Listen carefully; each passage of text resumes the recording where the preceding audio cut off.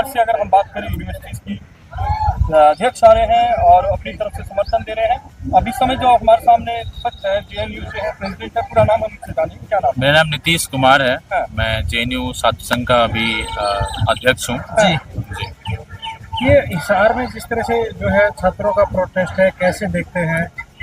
जो ये छात्रवृत्ति की मांग कर रहे थे और लाठीचार्ज करने का आरोप है प्रशासन पर, विश्वविद्यालय के प्रशासन पर, तो कैसे देखते हैं इसको? आज आप समर्थन के लिए आप पहुंचे हैं। देखिए, हम देख रहे हैं कि पिछले कई सालों से जब से भाजपा सरकार शासन में बैठी है, एक लगातार अलग अलग पॉलिसी के तहत शिक्षा को बेचने का काम कर रही है।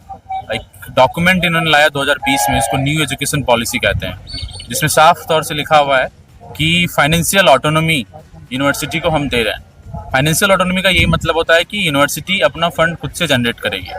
तो यूनिवर्सिटी को यदि अपना फंड खुद से जनरेट करना है तो ऑब्वियस सी बात है, जो छात्रों की फीस है उसको बढ़ाई जाएगी, जो स्कॉलरशिप देती है यूनिवर्सिटी उसको खत्म किया जाएगा।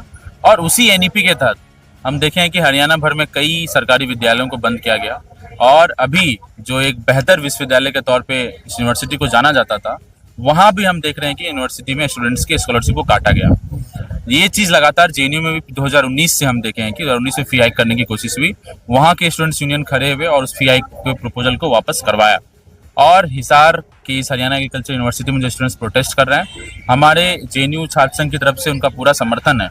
और इस आंदोलन को हम अगर मोटा मोटी तौर पे कहें तो उसी बाजारीकरण जो शिक्षा का किया जा रहा है भाजपा आरएसएस के द्वारा, जो शिक्षा को बेचने की एक कोशिश लगातार चल रही है, सरकारी विद्यालयों को खत्म करके प्राइवेट के हाथों में देने की कोशिश कर रही है, उसके खिलाफ जो देश भर में आंदोलन चल रहे हैं, उसमें ये आंदोलन एक बड़ी कड़ी के रूप में एक अहम भूमिका अदा कर रहा है। और उस के बतौर हम स्टूडेंट के साथ खड़े हैं, इस डिमांड के साथ कि उनकी जो स्कॉलरशिप है, जो स्टाइपेंड उनको मिलता था, वो सिर्फ और सिर्फ रीइंस्टेट नहीं हो, बल्कि उसके अमाउंट को और बढ़ाया जाए, ताकि हर एक स्टूडेंट्स जब यहाँ पढ़ने के लिए आए तो उनको अपने गार्जियन पे, अपने माँ पे, अपने पिता पे उस तरीके से डिपेंडेंट नहीं रहना पड़े जिस तरीके से ये सरकार चाहती है कि वो हो। एक लंबे अरसे से इलेक्शन की मांग चल रही है स्टूडेंट्स की तरफ से हर यूनिवर्सिटी में। अगर हम हरियाणा की बात करें तो क्या लगता है, क्या ये विपरीत है कि विपरीत जाएगा? क्या कोई सोल्यूशन निकलेगा इससे? इलेक्शन क्या जरूरी है? इलेक्शंस तो बिल्कुल जरूरी है। अगर देखिए, एक सरकार है और उसमें भी चुनाव होती है, विधायक सांसद बनते हैं, वो सरकार चलती है, लेकिन सरकार अहंकारी ना हो जाए, सरकार तानाशाह नहीं हो जाए, उसके सामने सड़क चाहिए। का यूनियन होता है, टीचर्स का यूनियन होता है, आईएएस का एसोसिएशन होता है, तो स्टूडेंट्स के यूनियन से क्या दिक्कत है? दिक्कत बस यही होती है उनको कि स्टूडेंट्स का जब यूनियन बनता है तो स्टूडेंट एकत्रित रहते हैं, इकट्ठा रहते हैं, और वो कोई भी फरमान जो स्टूडेंट के खिलाफ आता है उसका पुरजोर विरोध करने के लिए तैयार रहते हैं। आप अपने विश्वविद्यालय में किस तरह से प्रोटेस्ट करें इन छात्रों की?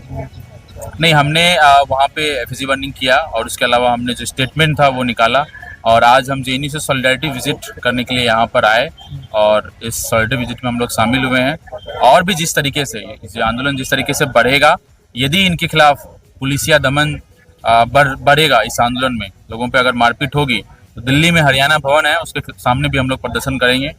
तमाम जो हमारे सांसद हैं, सांसद के साथ मिल करके भी पार्लियामेंट के अंदर भी इस बात को, जब भी सेशन शुरू होगा, उसको वहाँ पे आवाज़ को रखा जाएगा। तो जेएनयू का पूर्ण रूप से समर्थन है? आप बिल्कुल। किस तरह का समर्थन दे रहे हैं?